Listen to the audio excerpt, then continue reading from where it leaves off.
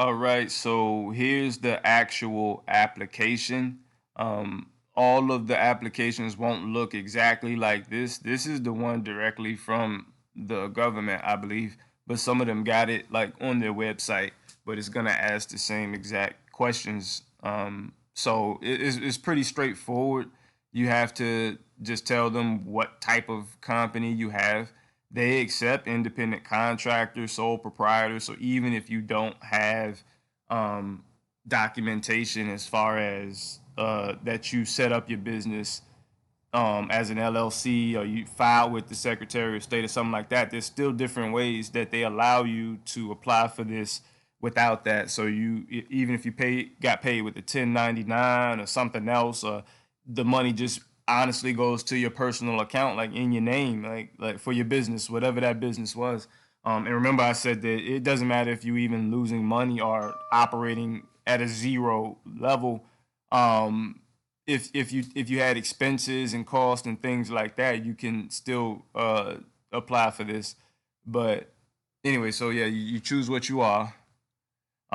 This is where you will put your name, right? Like ABC Business. This is where you put your address. This is where you will put your EIN, your tax ID, or your social. If you're one of these, if you're a sole proprietor or you're independent contractor, you will put your social here. If you're a business, then like with a corporate structure like an LLC or an S corp, then you put your tax ID here, and here's your phone number. Here's the name of the primary contact person, which would most likely be whoever's filling this out, and then the email address for the business. Now, this right here is for your average payroll. Even if you're the only person in the company, if you paid yourself anything, then you count here. You would just use an average of whatever you paid yourself for last year, or whatever you paid anybody for last year. That's kind of how you come up with this number. So if it was just you and you paid yourself $10,000 over the last, or let's just say 12,000, because it averages out even. But so your average monthly payroll would be $1,000. Um, or if you had more payroll, then obviously it would be more. And then you multiply that number times 2.5, and that's how you come up with this number right here. However many employees you had, if it was just you, put one. That you are an employee of your business. If it was more than you, then put that number here plus yourself. The purpose of the loan. These are the things that the loan is for. If you want to get the forgiveness and have it converted into a grant, so you don't have to pay it back. So you want to use it for these things because it's pretty much free money if you use it for these things, and they're doing that to stimulate the economy. They want to add more jobs to the economy because there was a lot that were lost.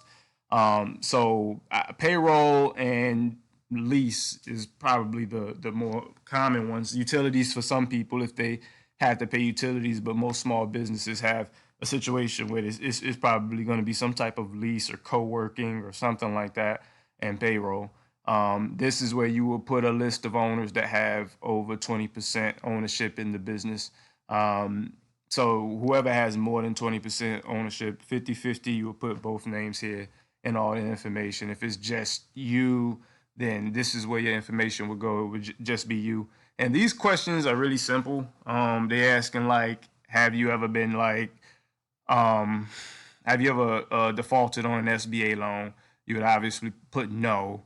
Well, I'm assuming that's the truth, of course. Like, tell the truth because they're gonna look it up. So I'm not telling you what to put, but just assuming that you haven't defaulted on one. Something about declared ineligible, the federal department agency. Yeah, so I mean, a lot of these, most people are gonna put no, especially if you've never had an SBA government loan. Is the applicant owner of any other business? Just seeing if you have ownership in another business, you would put yes here, and then you would need to define your relationship on a different paper. I would if you don't have ownership in another business, just put no. If you do, then put yes and explain. Uh, have you received idle loan between this time? Most people haven't, but anyway, we'll get to the next part on the next one. So these are just simple questions, though.